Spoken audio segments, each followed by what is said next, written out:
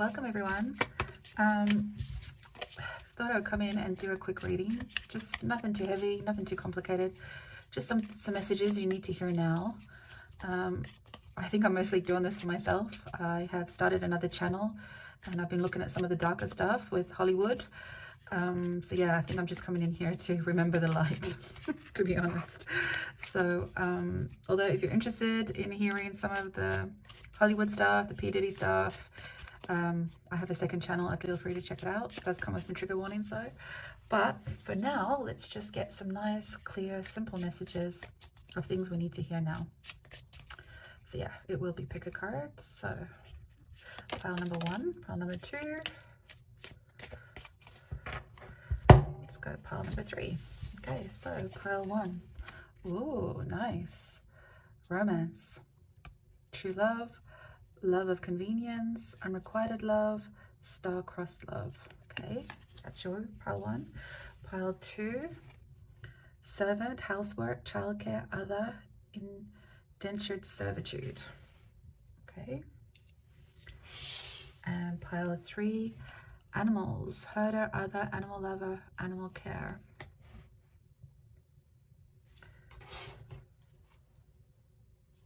Okay guys, I'll see you in the reading. Hi pile 1. So this is your card. Romance.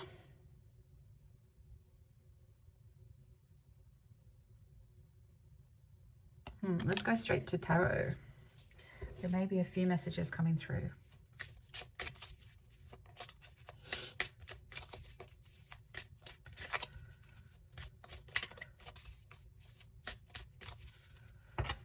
Okay, show us the cards. Actually, I'm going to tune into an essential oil for this one. Let's get an essential oil for pile 1. Oh! Rose, unconditional love sends and surrounds you in the love of pink healing light. 42.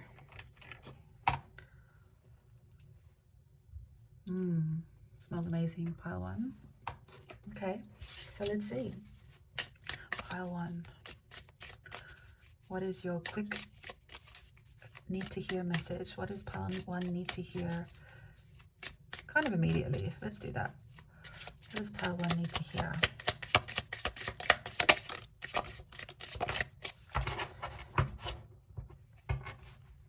Bottom of the deck, 9 of Swords.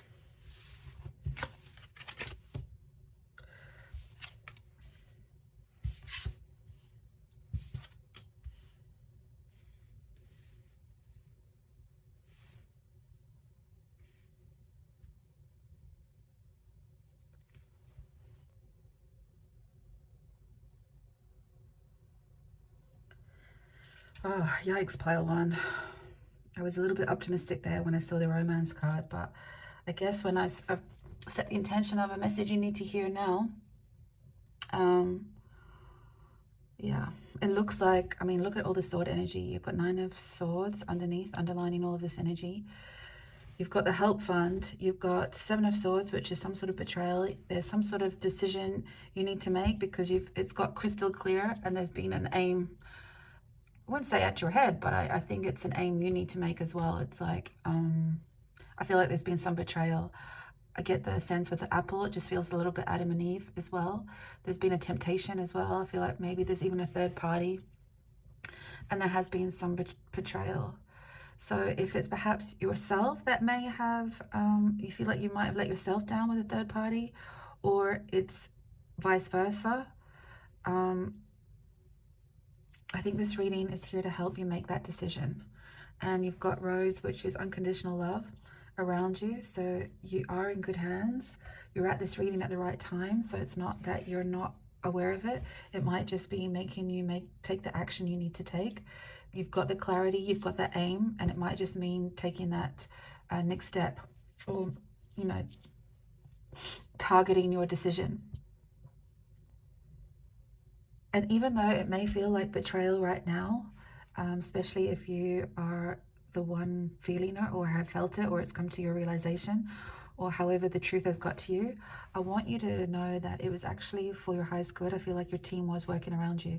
So even though it could be a third party, or it could just be the end of a romance, or time was up, I think the anxiety that you've been feeling around it has been divine. You've got the 9s here. So I feel like it's kind of an ending, but it's a divine ending. So perhaps you didn't find out about it the way that you should have. Maybe you found out about it by accident, and you're trying to figure out which move to take. Do you reveal it? Do you not reveal it? I feel like with this card as well, help find, it's like you're trying to maybe invoke some of us to help you find that decision now. So if there's anyone who's watching this and maybe can comment on pile 1, just some advice, what they see in the cards may help some people out, or even sharing your story. Because sometimes I think when we're in this situation and we feel alone, it's kind of nice to come into a tribe like this, or a community like this, who we're perfect strangers, right? But we kind of want to be of the light, right? So maybe it's us coming in with unconditional love for you.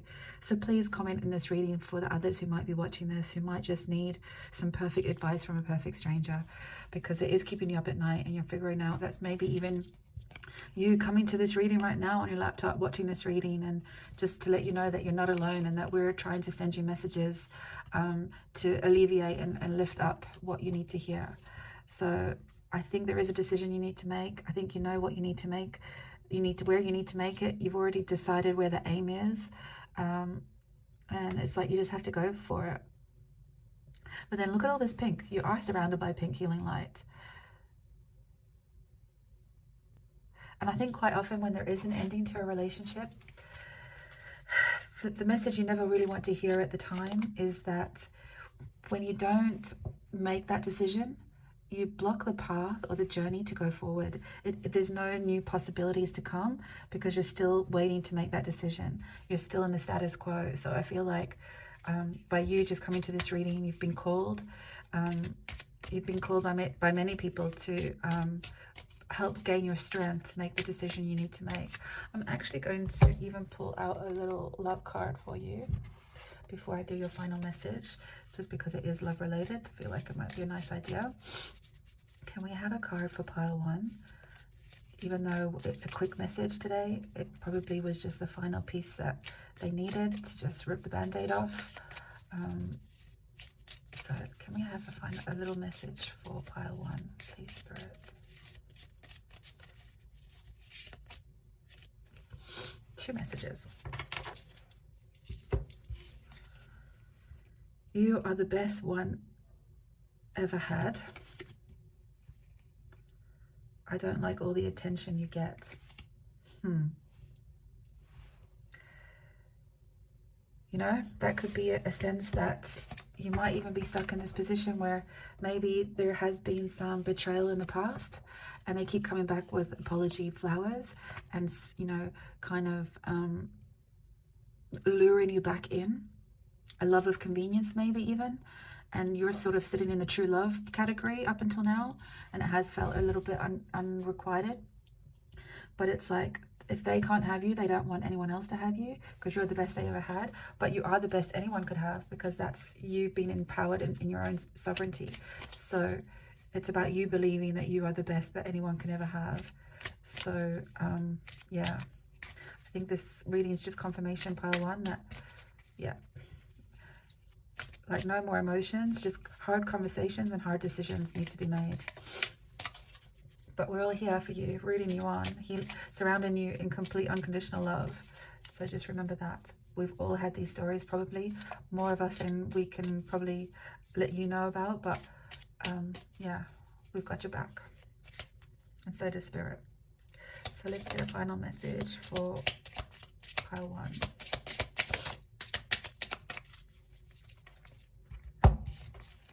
Be here now.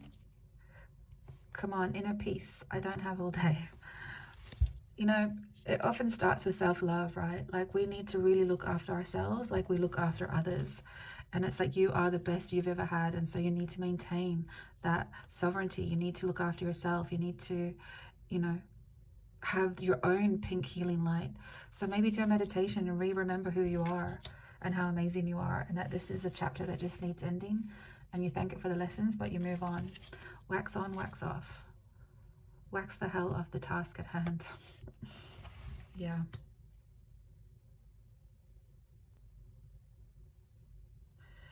I think my last words of advice is be the one to make the decision and not have the decision made for you, only because I think it's so much more empowering when you reconcile those facts for yourself, and that you don't spin the wheel with this other counterpart, because they're not in your highest good, I don't think. Okay, so that was quick. I'm sorry, pile one, that you're going through this. If you'd like to share, maybe someone else in the comments can maybe give you advice, and I will definitely check in as well to see if there's any more I can offer you. Okay, thanks for watching, and yeah, take care of you. Hi, pile two. So you have servant, so we have housework, childcare, indentured servitude, other. I'm getting some feels, but let's pull out a essential oil for you to tune into the emotional component of the reading. So this is something you need to hear. It could be quick, fast advice, but it's just your final nudge. Pile one was a little hard. We had to rip the band-aid off for them, but let's see what we've got for you. Pile two, thank you. Naralina, rest. Engendering a sense of restoring, finding time to stop, smell the roses. Sustainability. Energy and strength to sustain the journey, perseverance and commitment. 3444.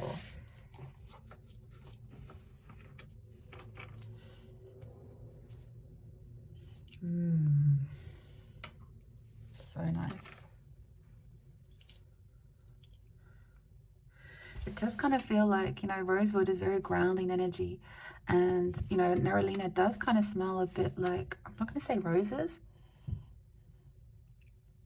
but it does smell sweet and citrusy.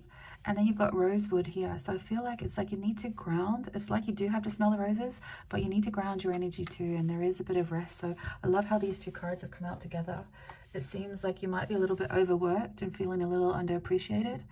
And I feel like you do this work for love. You do this out of all the right intentions. I'm not sure what it is, whether it is at home, maybe it's mom, wife energy, or maybe it's that you are an advocate for others. Maybe you do a lot of maybe even volunteering work. Maybe you do work for free on some level, and normally you do it when you're heart-centered, and so you do give a lot of yourself, but there may be a message about rest and sustainability. Okay, so let's go to tarot and see if we can get some deeper messages for you.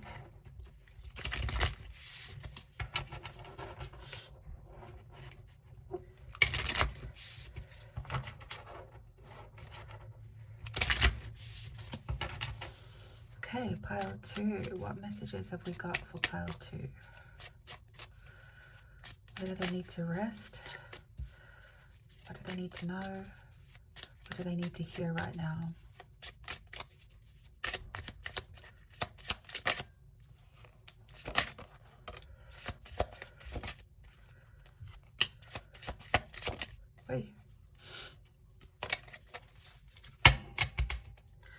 Bottom of the deck, the world. So 2 of Swords, 5 of Cups, 4 of Pentacles, 10 of Cups, and Page of Pentacles. Look at all those blues.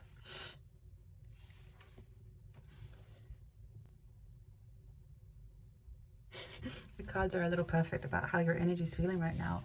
It's like you're in two minds about whether to continue this endeavor.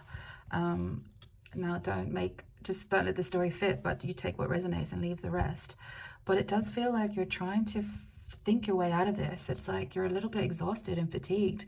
You actually don't know which way to turn. You feel like everyone wants a piece of you, even though you have the capacity to be incredibly generous with your time and your spirit, and you want to help a lot of people, and you have that bandwidth.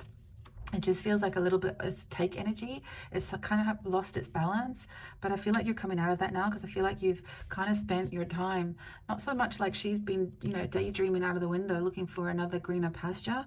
I don't think you actually want to leave your current situation. I think you just want to find a way for it to feel better, feel how you imagined it would feel. And I feel like, you know, you're exhausted. Like, it doesn't matter what you seem to try. You're just fatigued yourself, and it's like you're not sure how to get your momentum going again. It's like you just don't know which part of it's got to give. Again, 4 of Pentacles, it's stagnant. You're sitting waiting. You're trying to find a creative way to shift this energy, but it's not happening. It's not that you need reward for all of this work, but you do feel like it's lost its exchange of energy. It's like, even though it's not a financial gain potentially, but there's an inequality in the emotional impact of this work, or appreciation, or there's just not enough sustenance in it right now for you, and you're trying to figure out how to reactivate your old feelings towards this. Like, how do you get your appreciation back for what you're doing?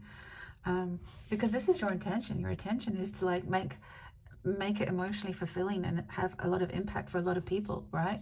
It's like you want to be able to give, but somewhere along the line you've kind of like lost your energy source to it. You're just, and it seems like it's not that you have to change much. I feel like with just this darker kind of blue, it's like just tuning into another way to elevate your energy towards it. It's like, how do you change your perspective on what you're doing now so that you can redesign the impact you get from it?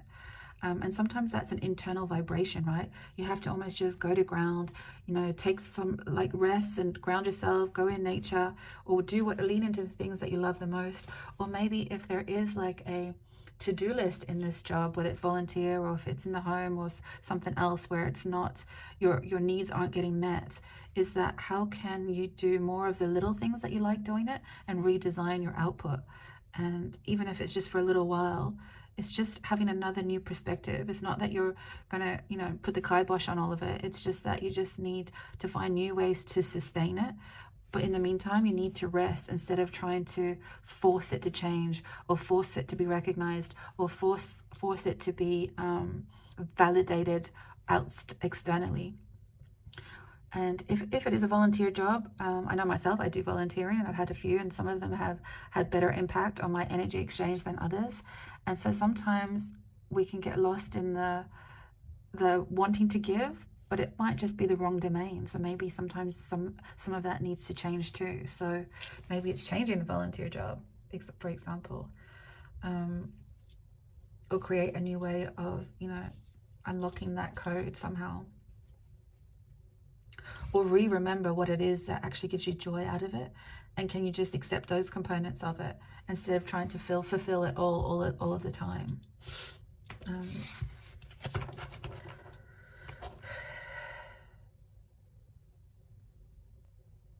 I'm actually just going to pull out a sabotage card to see what it is that you just aren't seeing, that you just feel we need you to retune into. What is it that pile 2 just needs to be aware of and needs to retune into to manifest a greater impact?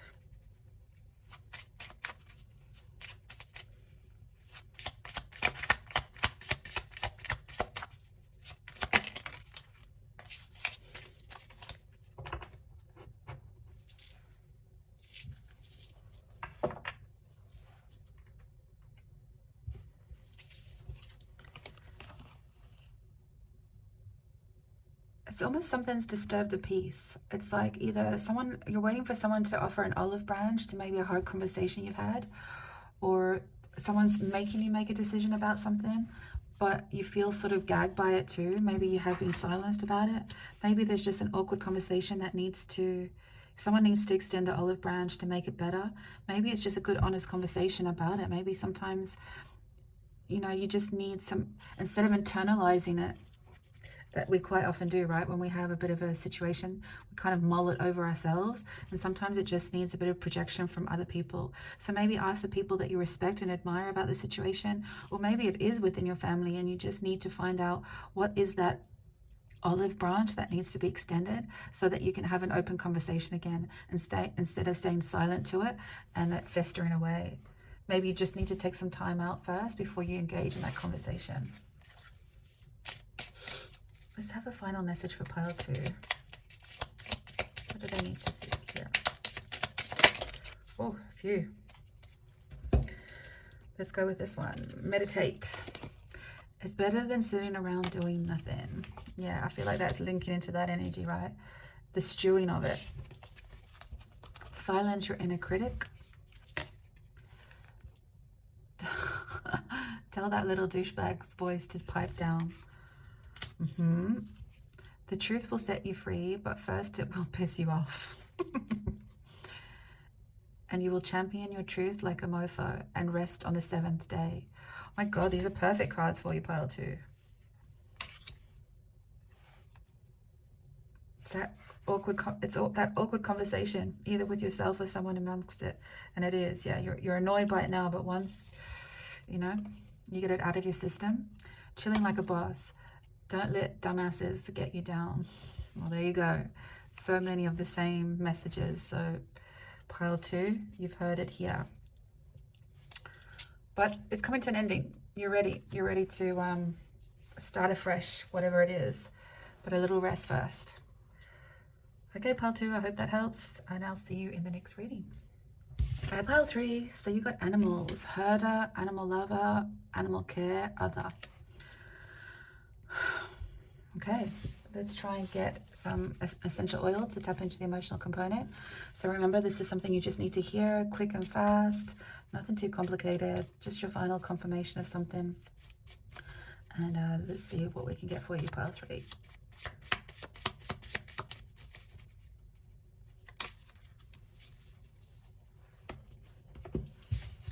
Wise warrior, Rosemary, transforms negative power, brings in your inner warrior and the courage to say no. 43.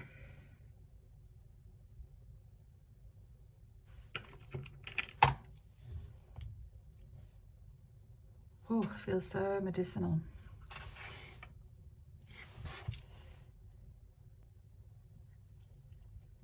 So this could be literal. You could work with animals. You could be a vet. You could work for animal rights. You could work for many things. Or it could be just the fact that you are a caretaker in general. And that's kind of, it's almost like empath energy as well. It can be quite heavy burden. But I do feel like you are fighting a cause on some level. So I do feel like animals are very important in your life.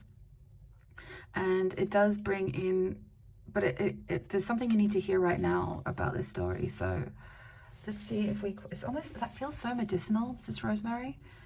So it does feel like, I don't know, something, maybe an illness or not sure, but something you need to hear now.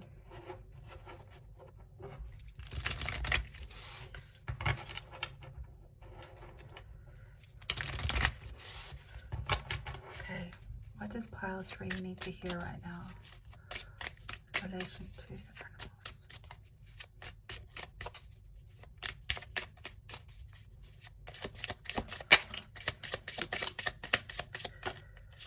Eek.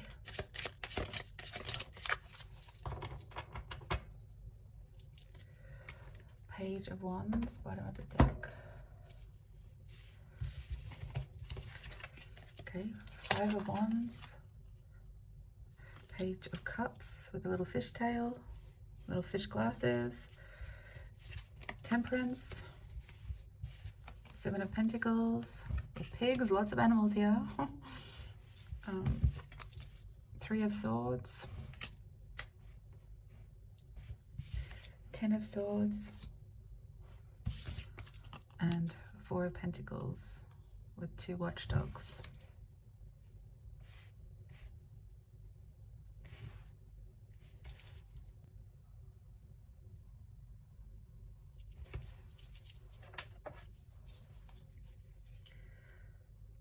I just want to pull one card to just to be clear of what the real sort of sabotage issue is underneath all of these energies, because what I'm perceiving is quite unique. So I just want to make sure I get the right message to you, and or if I can help somehow make it generic for other people too to pick up the message they need to hear.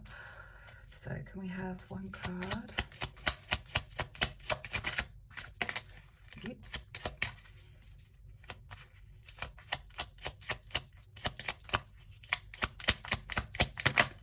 Whoa, they keep flipping.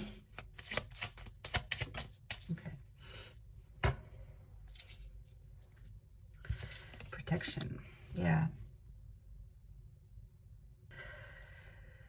I think it's for, it seems like either you work in some way connected to the welfare of animals, whether that's so literal and direct, like vet, hospital, or if it's maybe you work in a company that uses animal products. I feel like you have a bit of internal conflict because of that, because in your mind you want to protect and serve. That's what your agenda is, in terms of, you know, sometimes when we go and work in some sort of foundation that we think is going to be for the highest good and match your value system, and then you get there and you sort of see the money creeping into the story, and you're like, oh, this isn't quite how I imagined it. And so there is a bit of conflict there. It's not matching your value set, whichever job it is that you're in. I feel like also there can be a little bit of a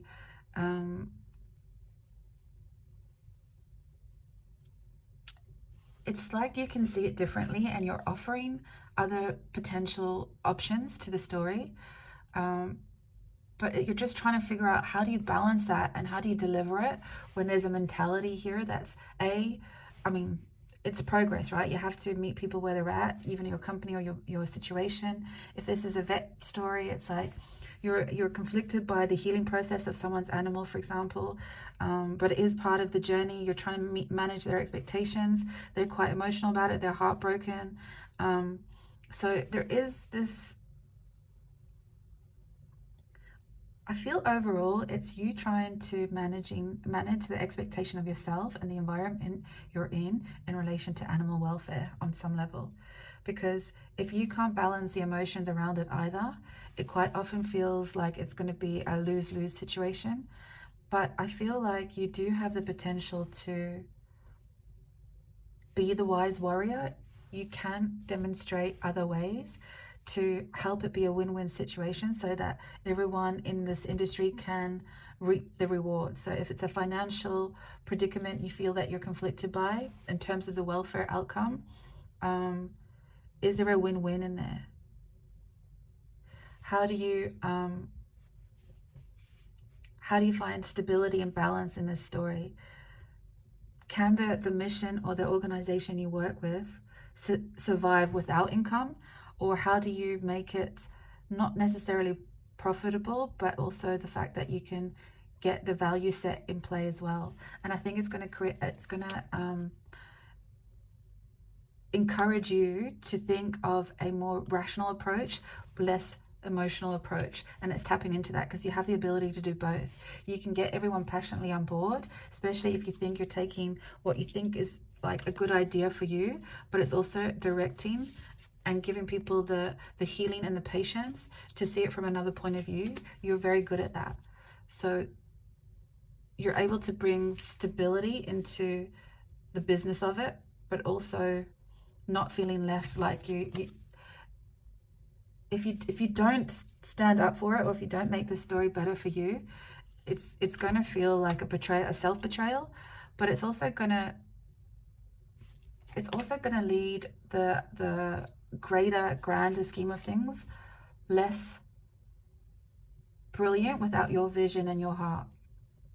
So it's how to get people on board with your vision, your heart, for a better outcome and a win-win for all, so that the business can be sustainable, but it takes away the negative connotation, because you are leading by protection. You're the wise warrior, and you have the ability to almost not just herd the animals, but herd the team together to see a bigger vision, is what I feel like I'm getting. It's a very unique message. I'm not even sure how much that will relate to people.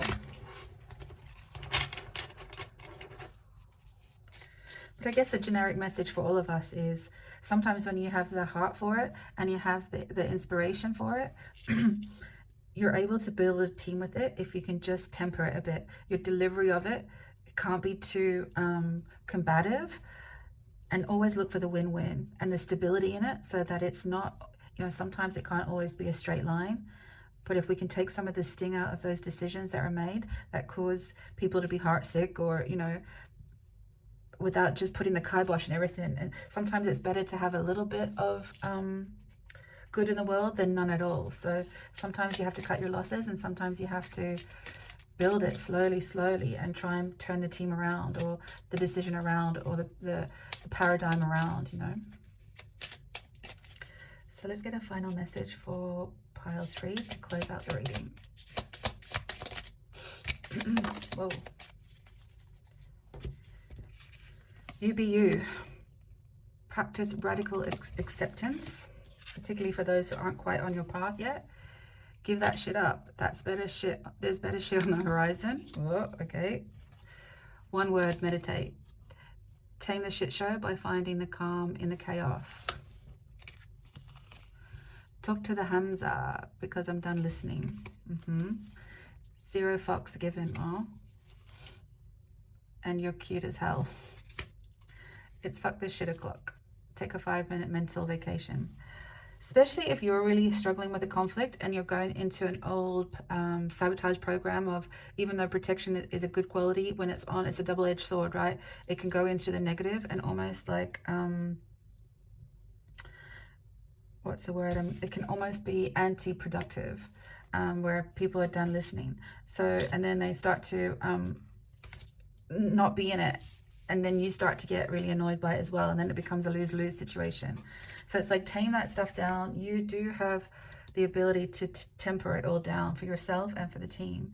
So it's for the greatest good of all. So just keep harnessing that, incrementally changing, and try and avoid a lose-lose paradigm. And be cute as hell. I think that's all I have for you, Pile 3. Thanks for watching, and I'll see you next time.